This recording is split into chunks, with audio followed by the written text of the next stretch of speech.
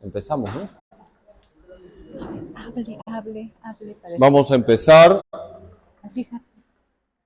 para poder acabar a la hora establecida. En el nombre del Padre, del Hijo y del Espíritu Santo, Ahí está. pongamos esta clase de Biblia en las manos de María, nuestra Madre. A ella le decimos: Dios te salve María, llena eres de gracia, el Señor es contigo. Bendita tú eres entre todas las mujeres, y bendito es el fruto de tu vientre, Jesús. Santa María, Madre de Dios, ruega por nosotros pecadores, ahora y en la hora de nuestra muerte. Amén. Gloria al Padre, y al Hijo, y al Espíritu Santo, como era en el principio, ahora y siempre, por los siglos de los siglos. Amén. En el nombre del Padre, y del Hijo, y del Espíritu Santo. Amén. Entonces, la vez pasada vimos una introducción sobre lo que es el Antiguo Testamento, y ahora vamos a ver de una manera muy concreta lo que es el Pentateuco. Vamos a ver el Pentateuco de una manera muy sintética. La idea es que luego ustedes lean los libros del Pentateuco, que son 5, ya. Entonces vamos a hablar del Pentateuco. Siempre usamos el PowerPoint de los pobres, la pizarra. El Pentateuco. El Pentateuco.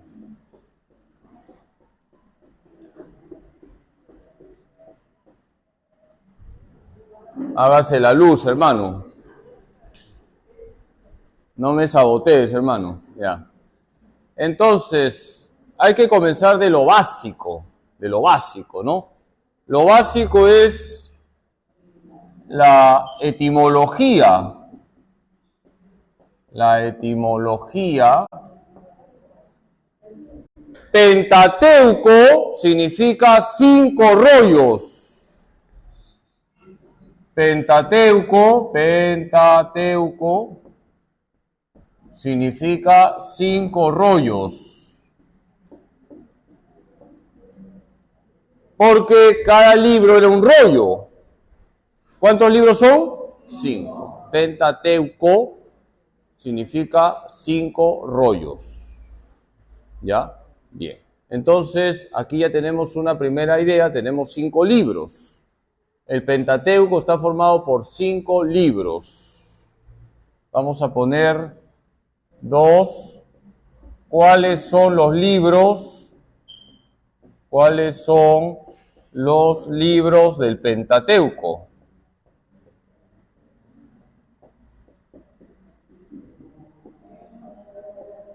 Ustedes lo saben muy bien, pero para aquellos que no saben, vamos a poner los libros del Pentateuco. Tenemos Génesis,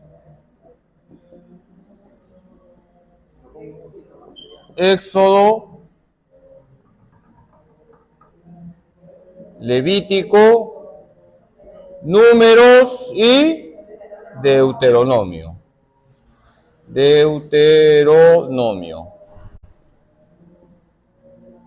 Acá tenemos los 5 rollos: Génesis, Éxodo, Levítico, Números y Deuteronomio. Y la forma como la Biblia de Jerusalén hace las siglas: Génesis es GN, Éxodo EX, Levítico LB chica, Números NM y Deuteronomio DT, ¿ya? Esto también es importante que ustedes lo sepan, ¿ya? Entonces tenemos como siglas GN, EX, LB, NM, DT. Son las siglas que se utilizan, y es importante que ustedes sepan las siglas que se utilizan en los libros de la Biblia. Por ejemplo, LM, ¿qué libro es? LM. ¿Ah? Lamentaciones. ¿Ya? SI. Siracía, ¿no? Muy bien. A ver. JR. Jeremías, ¿ya? Entonces es importante que sepan ustedes las siglas, ¿ya? Estamos introduciendo el tema del Pentateuco, estamos con Coquito, lo básico, ¿ya? Pero es importante conocer lo básico, ¿de acuerdo? Entonces, vamos a poner 3. ¿Cómo se llama al Pentateuco en la Biblia judía? ¿Ya? ¿Ya borraron? ¿Ya copiaron o no? Ya. Ahora con la foto todo es rápido. Entonces, vamos a borrar el PowerPoint con la tecla mota. Pentateuco significa 5 rollos porque los libros eran rollos, ¿ya? Y los 5 libros son Génesis, Éxodo, Levítico, Números y Deuteronomio, ¿de acuerdo? Bien. No se olviden que cada libro se explicó hace ya, no sé si un año, se explicó cada libro. Y me imagino que muchos de ustedes ya leyeron toda la Biblia. A ver, levanten la mano los que han leído toda la Biblia. La hermana Beatriz, Miguel, Edita, Silvia, aquí el ingeniero. Tú también, ¿no? Juanita, ya. Bien. Efraín.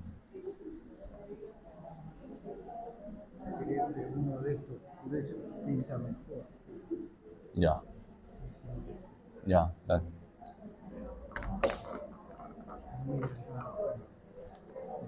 Bien. Entonces, tercera pregunta, vamos a poner la tercera pregunta.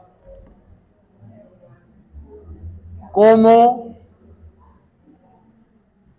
se llama al Pentateuco en la Biblia judía? La Biblia judía. La Biblia judía no tiene Nuevo Testamento, ¿de acuerdo? Comencemos por ahí, porque los judíos no reconocen a Jesús como el Mesías, ¿ya? Entonces, la Biblia judía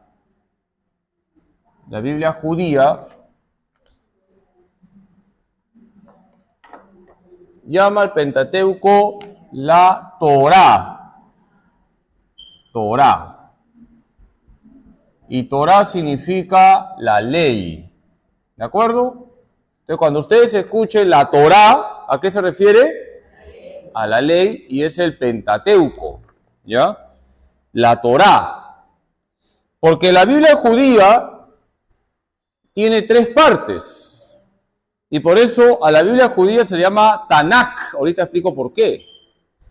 La Biblia judía tiene 3 partes: el Pentateuco, la Torá, los profetas y los otros escritos. Creo que ese plumón era el que estaba bien. Te has llevado el plumón bueno, hermano. Otro sabotaje, ya. La Biblia judía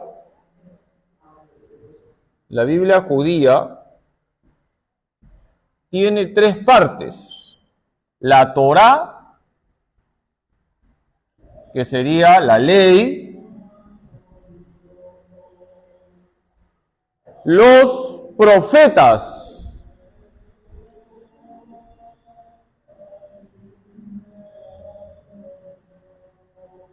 Nevín en hebreo es profetas. Y Ketubín en hebreo es Ketubín son otros escritos. Por ejemplo, están los libros sapienciales, ¿ya? Entonces, aquí tenemos, ¿cuál es la primera letra de la Torá? La T. La primera letra de Nevín, N. La primera letra de Ketubín, K. Entonces, nos quedamos con la T, la N y la K, y esto se pronuncia la Tanakh. ¿Ya? Si ustedes escuchan, Tanakh es la Biblia judía, ¿ya? Tanakh. ¿Qué es la Tanakh? La Biblia judía, ¿ya? Torá, ley. Nevín y Ketubín, otros escritos. La Biblia judía tiene el Pentateuco, la Torá, los profetas, Nevín, y los Ketubín, otros escritos. Aquí están los sapienciales, por ejemplo, ¿ya? Nosotros estamos ahorita acá, ¿ya? Bien. Entonces, si alguien te dice, por ejemplo, en la Tanakh, Moisés nos ha dicho, ¿qué significa la Tanakh? La Biblia judía, ¿ya? La Tanakh es la Biblia judía.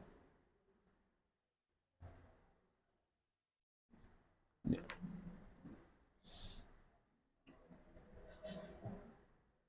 Vamos a poner 4, cómo leer el Pentateuco. 4, cómo leer el Pentateuco. Entonces ya saben lo que es la Tanakh. ¿Qué es la Tanakh? La Biblia judía. La Tanakh es la Biblia judía. Torá, Nevín y Ketubín. Nevín son los profetas, que también ya los hemos estudiado, ¿ya? Y Ketubín, otros escritos, ahí están, por ejemplo, los sapienciales. Los sapienciales tienen un gran valor para los judíos, es la sabiduría. Bien, vamos a preguntarnos cómo leer el Pentateuco, número 4, ¿ya? Sí sabían, ¿no?, que Torá es la ley, ¿no? ¿Sí? Nevín, profetas, y Ketubín, otros escritos. Tomamos la T, la N y la K, se pronuncia Tanakh. La Tanakh es la Biblia judía, ¿ya? No se confundan con el Talmud.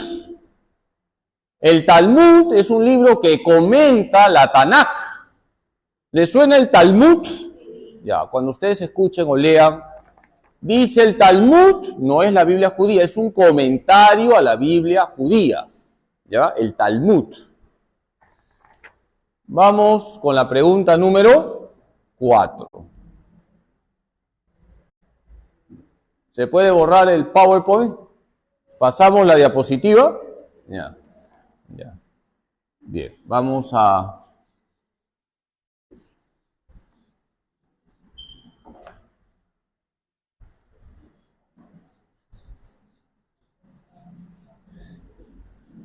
¿Cómo leer el Pentateuco?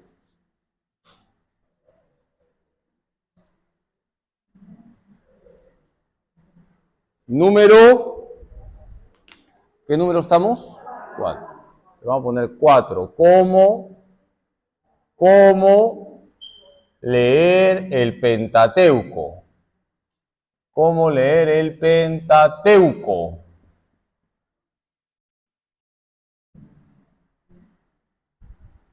El Pentateuco hay que leerlo como una historia de salvación, como una historia de salvación. Una historia de salvación. Vamos a subrayar historia de salvación, ¿ya? Y el Pentateuco tiene un hilo conductor que nos lleva a lo siguiente. Creación, vamos a poner acá, creación.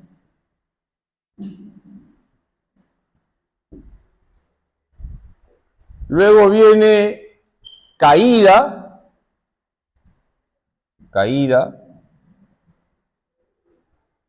En el Pentateuco aprendemos lo que es la caída, el pecado original. Luego tenemos promesa de salvación. Promesa de salvación. Vocación y alianza. Así hay que leer el Pentateuco. El Pentateuco, todos los 5 libros nos relatan una historia de salvación donde tenemos la creación, la caída, la promesa de salvación, la vocación, la alianza y como punto máximo del don de Dios a su pueblo, la ley. ¿Ya? Entonces, vamos a complementar esto. Yo siempre traigo plumones por si acaso.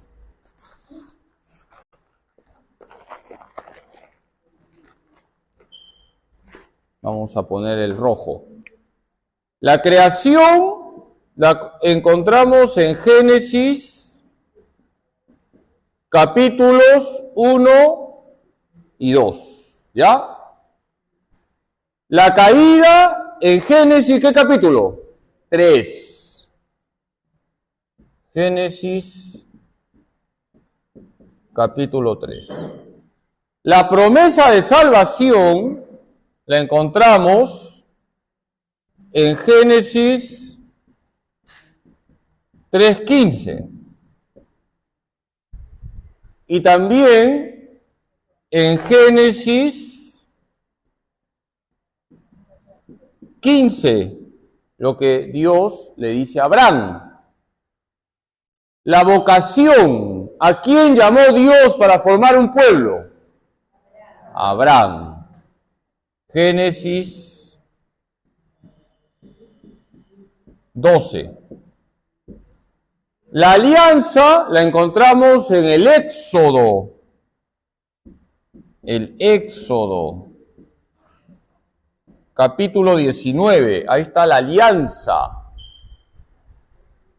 Y la ley la vamos a encontrar en Éxodo 20, Deuteronomio 5 y también aplicación de la ley en lo que es el Levítico y Números. Entonces, todo el Pentateuco se debe de leer así. Dios crea, viene la caída, Dios no deja al hombre en el suelo, viene una promesa de salvación, Dios llama a Abraham para hacer un pueblo, Dios hace una alianza con su pueblo y Dios le da una ley. Hay unas exigencias. Y cada acontecimiento de estos se va explicando muchas veces con imágenes que son antropomórficas. Por ejemplo, Dios caminó en el Edén. Dios caminó y se encontró que Adán y Eva se habían escondido porque ya habían desobedecido.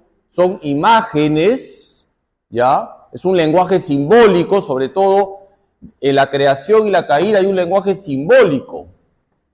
Y eso es importante que no perdamos de vista, ¿ya?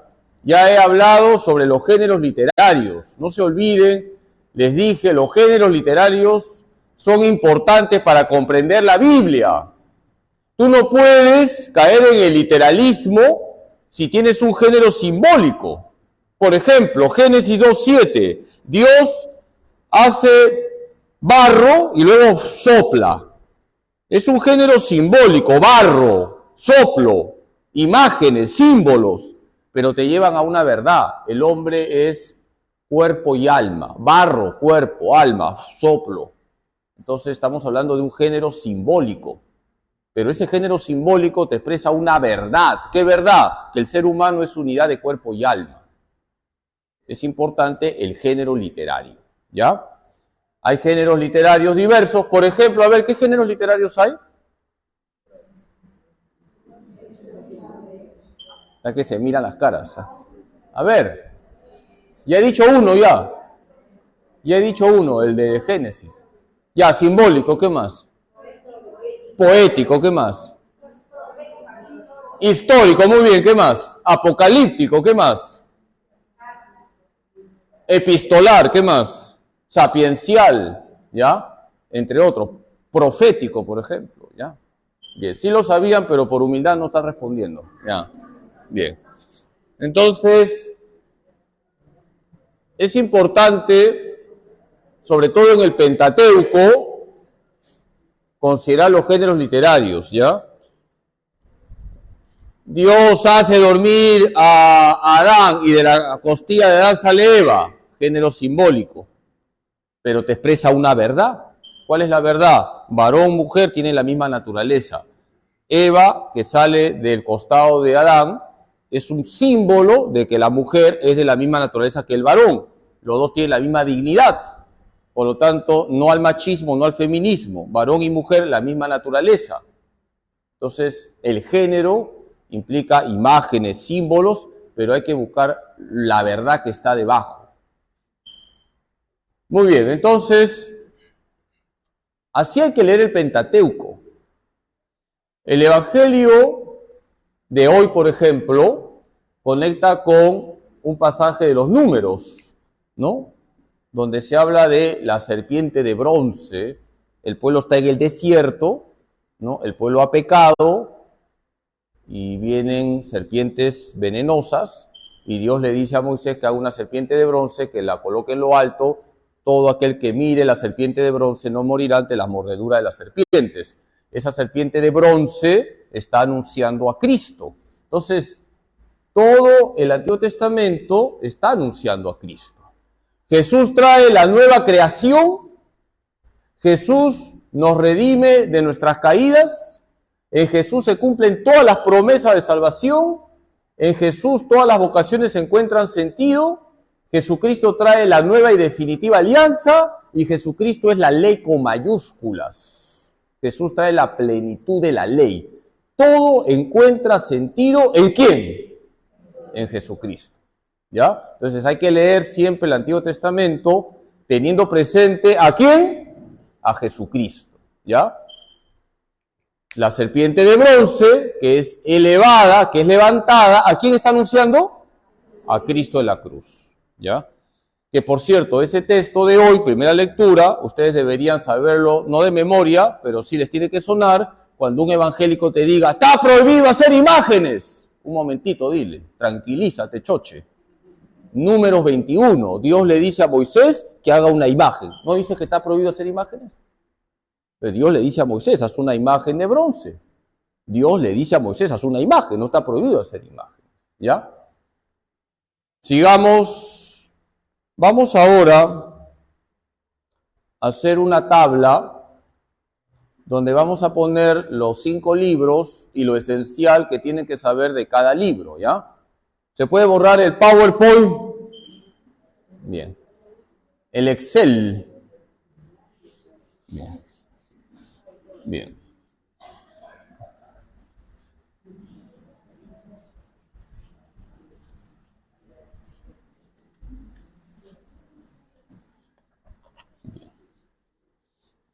Entonces,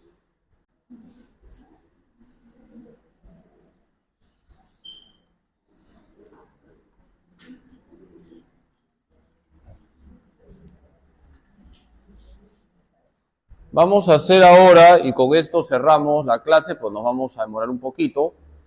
Vamos a hacer una tabla, voy a calcular bien para que entren los 5 libros, de lo esencial de cada libro. Ahora, ustedes tienen que leer, pues, ¿ya? Tienen que leer. A ver, ¿han leído el Pentateuco por lo menos o no? Ya, la Biblia les permito que todavía les doy 2 años para que lean, ya. ¿El Pentateuco, alguien ha leído todo el Pentateuco? ¿Ah? Ya, yo sé que el Pentateuco es denso, sobre todo Números es denso, ¿no? Números es denso. Levítico es denso también, ¿no?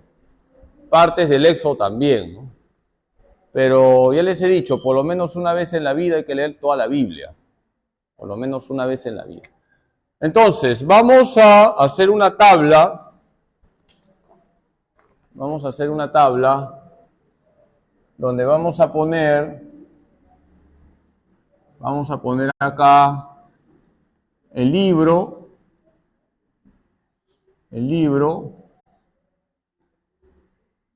¿ya? ¿Cuántos capítulos tiene?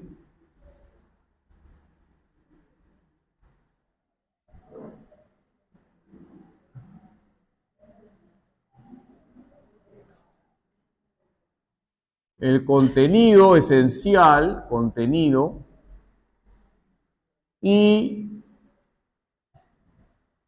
las enseñanzas básicas. Enseñanzas básicas. Y de esa manera ustedes hoy toda la noche leen el Pentateuco, ¿ya? De penitencia, ¿ya?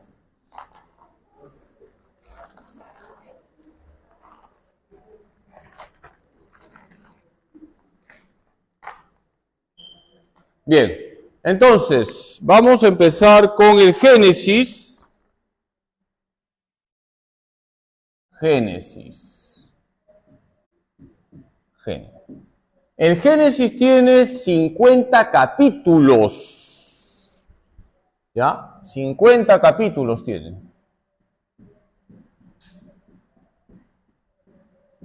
50 capítulos. ¿Cuál es el contenido básico del Génesis? Ya algo hemos dicho. Creación, caída, vocación de Abraham, la vocación de Abraham,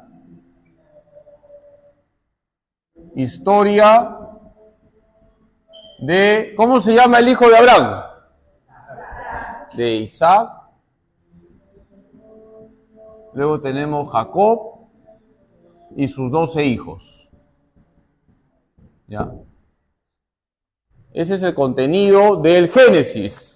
Ahí encuentras la historia de la creación, de la caída, la vocación de Abraham, la historia de Isaac, Jacob y sus 12 hijos. Enseñanzas básicas.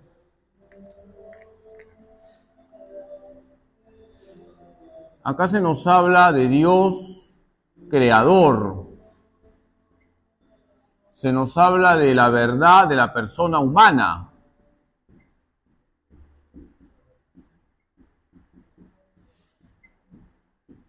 Se nos habla de la verdad de la persona humana. Se nos habla de la gravedad del pecado. La gravedad del pecado. Ya la vez pasada les dije unas verdades sobre la persona humana, no voy a repetirlas. El ser humano es imagen y semejanza de Dios, eso está en el Génesis. El ser humano existe o como varón o como mujer. Dicho en lenguaje de biología, o eres XX o eres XY. XX, mujer, XY, varón. O se es varón o se es mujer. En el Génesis se habla del pecado, la gravedad del pecado nos lleva a romper con Dios, rompemos con nosotros mismos, rompemos con los demás, rompemos con la creación. La gravedad del pecado está explicada en el libro de Génesis. Bien, vamos a poner acá. Siguiente libro. ¿Cuál sería? El Éxodo. El Éxodo. El Éxodo tiene 40 capítulos. Para que se acuerden, ¿cuántos años estuvo Israel en Egipto? No, en Egipto he dicho. Miren cómo caen, ¿ah? Miren al toque cayeron, ¿ah? En el desierto, 40. Y en Egipto, 400 años, ¿ya? No se apresuren en responder. Tranquilos, ¿no? Ya. 400 años en Egipto, 40 años en el desierto. 40 capítulos el Éxodo. Aquí tenemos lo que es Israel en Egipto.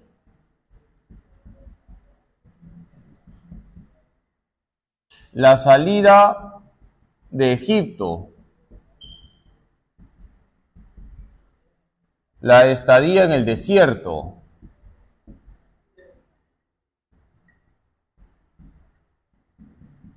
La alianza en el Sinaí. La alianza en el Sinaí.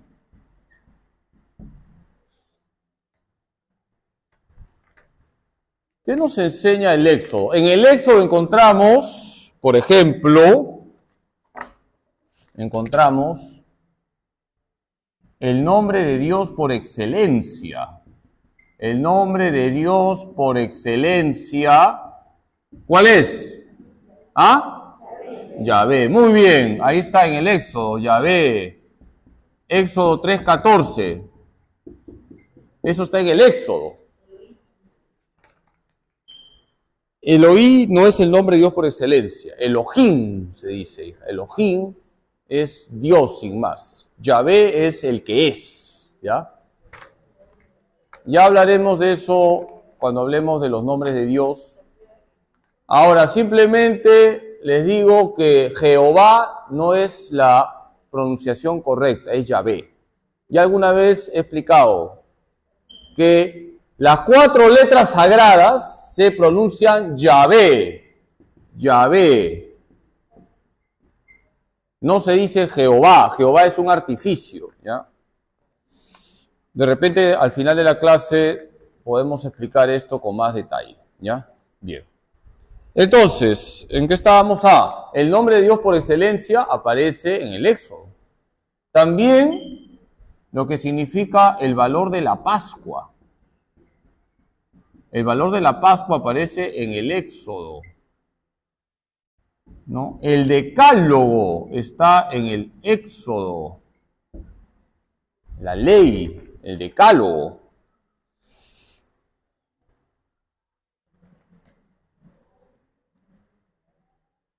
El Éxodo nos enseña el nombre de Dios por excelencia, Yahvé, el valor de la Pascua. A partir del Éxodo comienza a celebrarse la Pascua. Pueden ustedes leer Éxodo 12 y el decálogo Éxodo 20. Bien. Todo eso está en el Éxodo. Vamos al libro de Levítico. El libro de Levítico tiene 27 capítulos. ¿Ya? El libro de Levítico, ¿cuántos capítulos tiene? 27. Levítico, vamos a poner. Levítico tiene 27 capítulos. ¿Qué nos enseña el Levítico? ¿Qué contenido tiene en primer lugar? Tenemos los ritos de sacrificios. ¿Qué sacrificios tenía que hacerse? Tenemos las disposiciones para los sacerdotes. Disposiciones para los sacerdotes. Pregunto, ¿sacerdotes de la antigua alianza o de la nueva alianza? De la antigua alianza. ¿Ya? Tenemos también la ley de pureza y ley de santidad. Por ejemplo, ahí se dice que si tocas un leproso te contaminas. Ahí se dice que no puedes comer sangre. O sea, hay una serie de preceptos que ya no son válidos hoy, pero que se entienden en ese contexto donde el pueblo es medio primitivo y tiene que diferenciarse de otros pueblos y tiene que vivir una serie de normas que harán que no se contaminen de costumbres idolátricas que tenían los pueblos vecinos, ¿ya? La ley de santidad, por ejemplo, mostraba que para acercarse a Dios había que tener una total limpieza y había una serie de ritos para purificarse. Pero esos ritos no purificaban en verdad, porque ¿quién es el único que va a purificarnos? Jesús. Entonces, todos estos ritos, estas leyes, van anunciando a aquel que hará el único sacrificio que salva, que es Cristo, y aquel que hará la verdadera purificación de los pecados, y es Jesús, ¿ya? Pero son ritos que van preparando al pueblo, y le van enseñando que para acercarse a Dios, el 3 veces santo, hay que tener una limpieza interior. Entonces, ¿qué nos enseña el Levítico? Nos enseña que Dios es santo. y exige nuestra santidad. Nuestra santidad. Levítico 19, 1 al 2. A ver, ¿quién lo encuentra? El primero que lo encuentre. Levítico 19, 1 al 2. ¿Ah? No busquen. ¿Ya? Qué rápida, Janet. A ver, dale. Lee fuerte, hija. Yahvé dijo a Moisés: habla a toda la comunidad de los hijos de Israel y diles: sean santos, porque yo, Yahvé, Dios de ustedes, soy santo. ¿Han escuchado, no? Sean santos, porque yo, Yahvé, soy santo. Entonces, Dios es santo y exige nuestra santidad. Eso está en el Antiguo Testamento, ¿no? ¿Sí? Ya, hija, pero a eso iba, que Jesús no trae como novedad esto ya estaba en el Antiguo Testamento.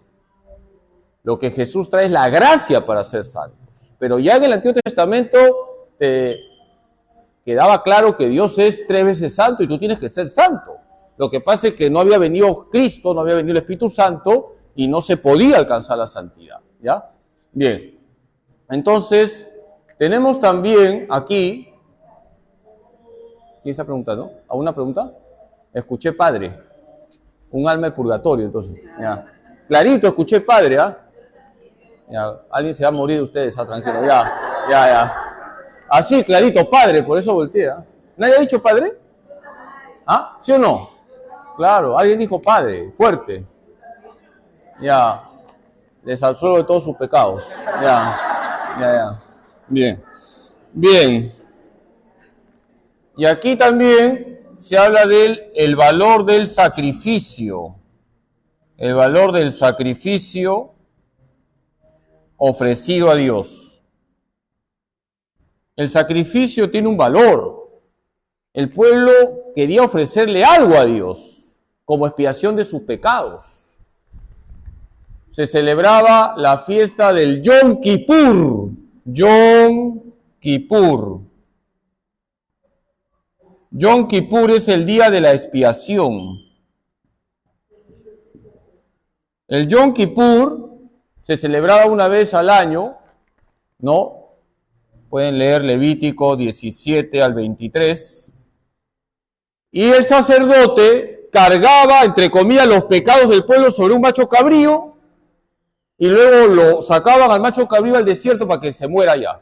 O sea, era una forma de decir que el pueblo es pecador y necesita expiar sus pecados. Pero está claro que todo ese rito no limpiaba los pecados. Estaba anunciando que iba a venir alguien que iba a cargar sobre sí los pecados y que iba a expiar por nosotros. ¿Quién es ese alguien? Jesús, ¿ya?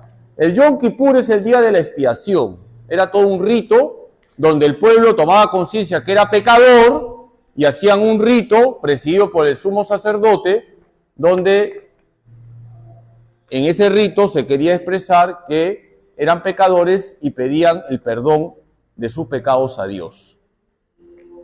Bien, vamos a colocar ahora Números.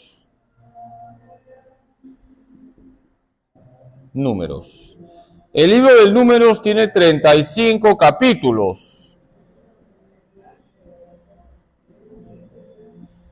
35 capítulos.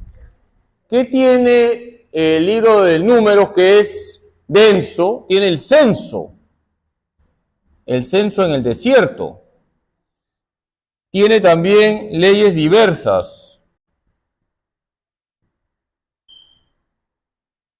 ¿no? Y narra el recorrido en el desierto. Narra el recorrido en el desierto, ¿ya? ¿30? Perdón. Ya, gracias.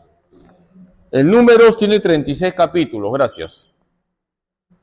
Tenemos el censo, leyes diversas, narra el recorrido en el desierto, Y enseñanzas, por ejemplo, la de hoy, no está prohibido hacer imágenes.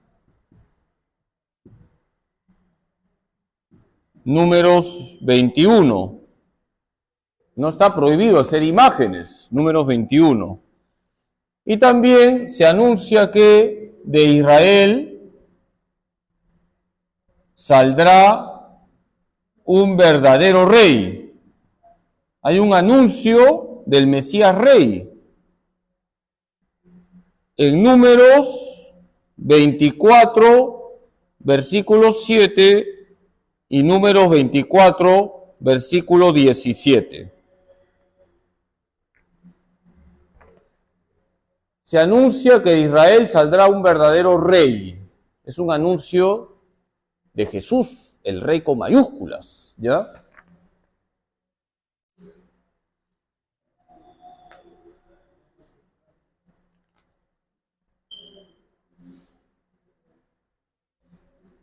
Esto está en el oráculo de Balaam. ¿Le suena Balaam? ¿Le suena la burra de Balaam? ¿No? ¿Qué pasó con la burra de Balaam? Habló, ¿no? Balaam había sido contratado por un pueblo enemigo de los israelitas para maldecir a los israelitas. Y cuando se va Balaam montado en su burra a maldecir a los israelitas, llega un momento en que la burra se para porque ve un ángel con una espada. La burra se para, Balaam no ve al ángel y Balaam comienza a golpearle a la burra y la burra le dice, ¿por qué me pegas? ¿No? Y ya pues Balaam se palteó, pues, ¿no? Y es ahí donde Balaam cambia y en vez de maldecir a los israelitas, los bendice y anuncia que de Israel saldrá un rey, ¿ya? Bien, para terminar, vamos con, ¿cuál es el último libro que tenemos que mencionar sobre el Pentateuco? Deuteronomio, ¿ya? Vamos con el Deuteronomio.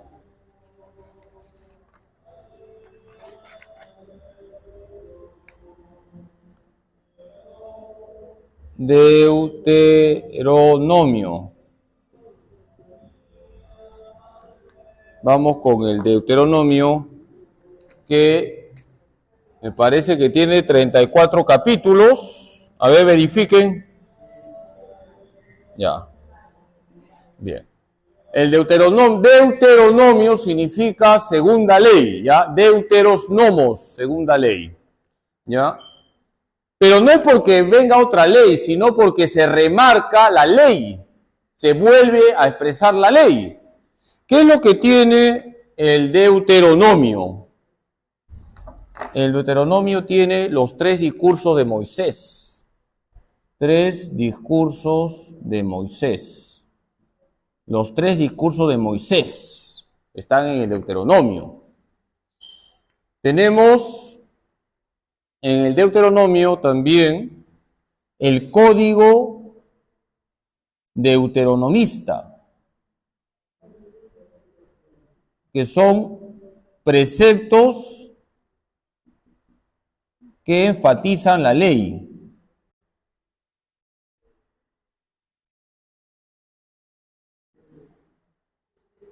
Y tenemos en el Deuteronomio la muerte de Moisés. La muerte de Moisés. ¿Ya? La muerte de Moisés. Entonces, ¿en qué libro se relata la muerte de Moisés? Deuteronomio. Bien, y el Deuteronomio es importante porque el Deuteronomio nos presenta la Shema. A ver, ¿quién sabe la Shema? Que levante la mano. Ya, a ver, hermana. Escucha Israel, ¿no? Muy bien. Escucha Israel, el Señor es tu único Dios. Amarás al Señor tu Dios con todo tu corazón, con toda tu alma, con todo tu ser. Shema, escucha, muy bien. Nuestra hermana Irma, muy bien. Entonces, tenemos la Shema. Vamos a poner acá la oración Shema. Shema, escucha Israel, Deuteronomio 6, 4 al 5.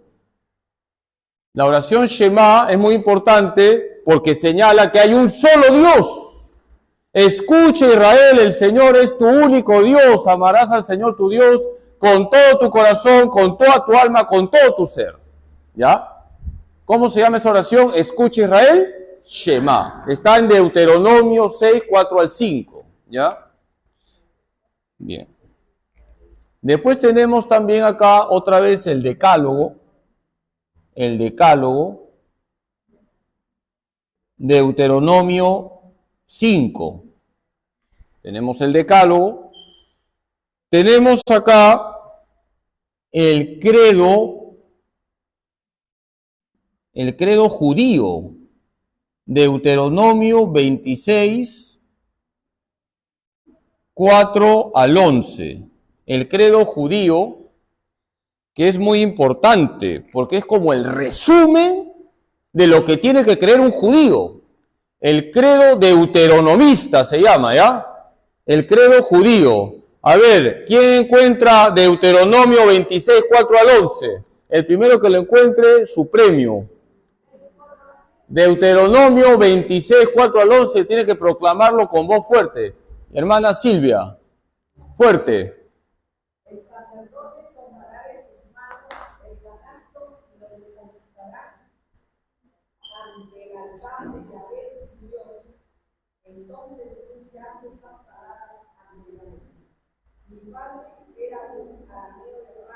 Escuchen, mi padre era un arameo errante. ¿A quién se está refiriendo? ¿Ah? Abraham. Sí, hermana, fuerte. Mi padre era un arameo errante. Muy bien, que bajó a Egipto, Siga.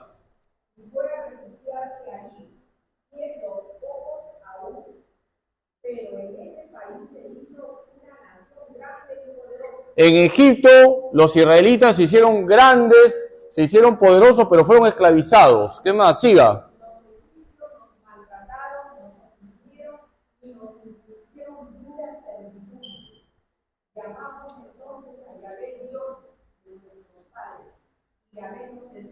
¿A quién llamaron? A Yahvé. Ya se menciona Yahvé, el nombre de Dios por excelencia. Llamaron a Yahvé y Yahvé estaba sordo, estaba dormido. ¿Qué pasó con Yahvé? ¿Ah? No se escuchó, muy bien, siga.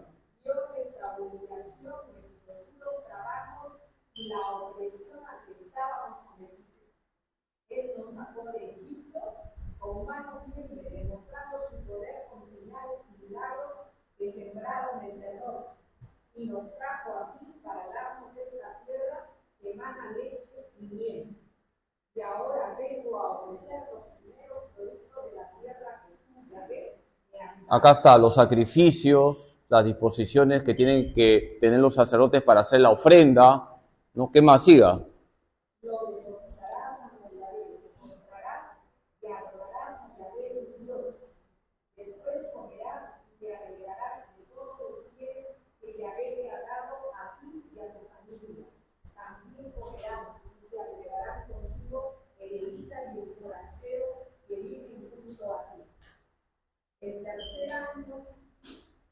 Ahí nomás ya. Ya, listo, gracias. Gracias por gastar su voz. Entonces, el credo judío o credo deuteronomista,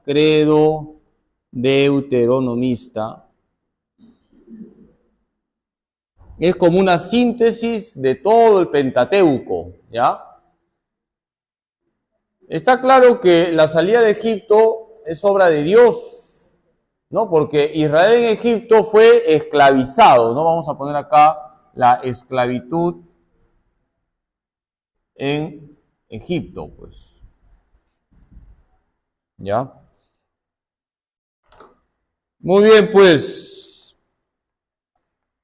¿Quién encontró? Vamos a darle su premio, porque si yo no cumplo mis promesas, me voy al purgatorio 1000 años. Acá está este documento del Papa Benedicto XVI sobre la palabra del Señor. Hermana Silvia, para usted. Y de Yapa, el documento de Pablo VI.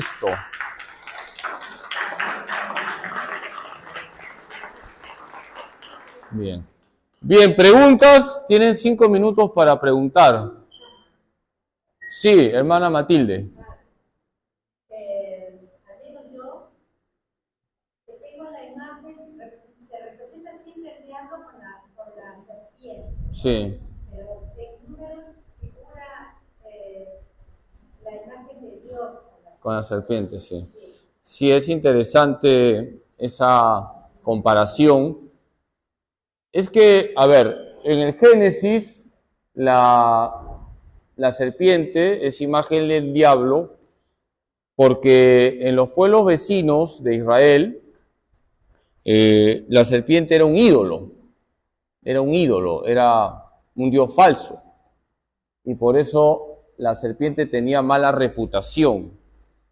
Pero cuando Dios le dice a Moisés que haga la serpiente, Dios es Dios, ¿no?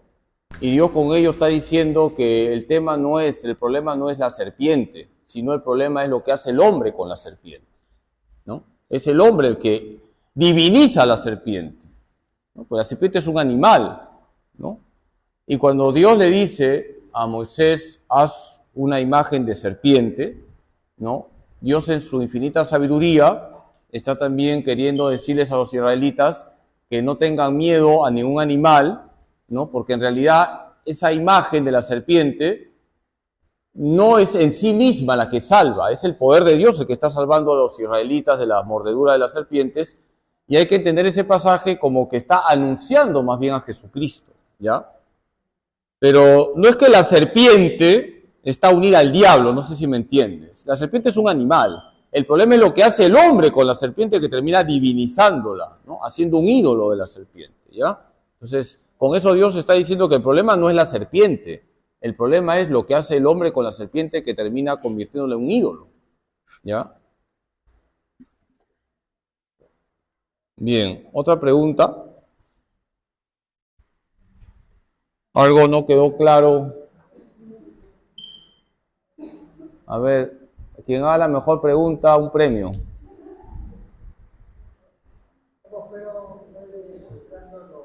Acá el colega, diga. ¿Cómo fueron encontrando los libros de la Biblia? ¿Cómo fueron? Encontrando los libros de la Biblia cuando los judíos huyeron, digamos, ante los griegos que invadieron esos tiempos, ¿no?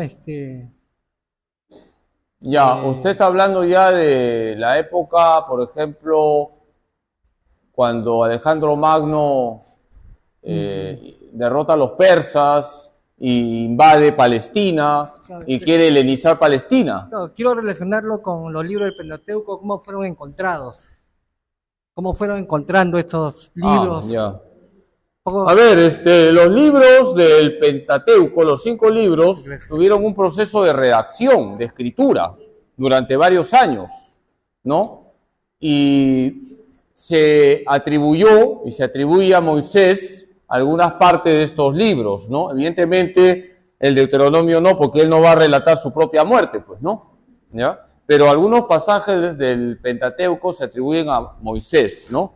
Y entonces, por la tradición judía, se fueron conservando los rollos y se leían en las sinagogas, y así se fueron conservando los textos sagrados, ¿no? Por tradición, y sobre todo cumplían una labor muy importante los sacerdotes, y luego serán los fariseos los que cumplan la labor de conservar las escrituras judías, ¿ya? Pero era por tradición que se va cuidando los rollos sagrados y se van proclamando en la liturgia judía. Así se van conservando los textos sagrados, ¿ya?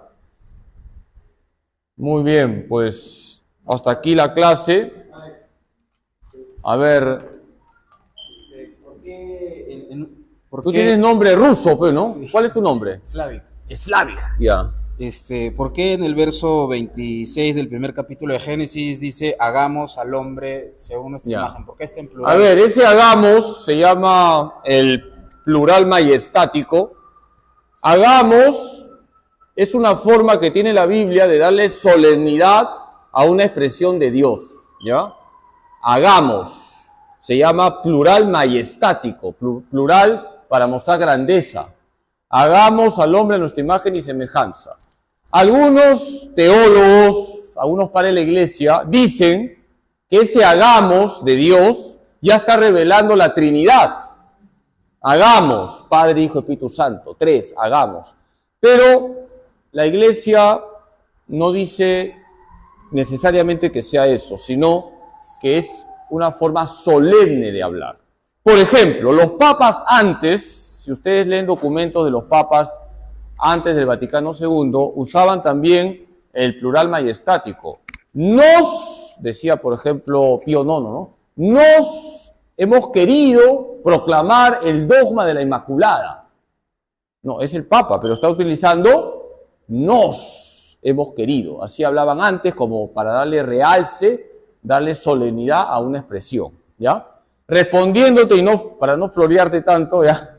¿Te quedó claro, no? Es una forma solemne de hablar. Ese es el mismo Elohim que se llama, que está en la misma traducción, o sea, Sí, es el plural. Sí, el plural majestático, efectivamente. Igual que Elohim, que es una forma solemne de hablar de Dios. ¿Ya? Bien, bueno, ya que has hecho una pregunta buena, es buena la pregunta, ¿por qué dice hagamos al hombre si Dios es uno? Porque es una forma solemne de hablar. Toma, este es el último premio ya que tengo, toma. Ya, bien. Se lo llevó el ruso. Ya. El ruso. Bien, muy bien, pues hemos terminado. A ver, ya no hay premio. No se preocupe. No.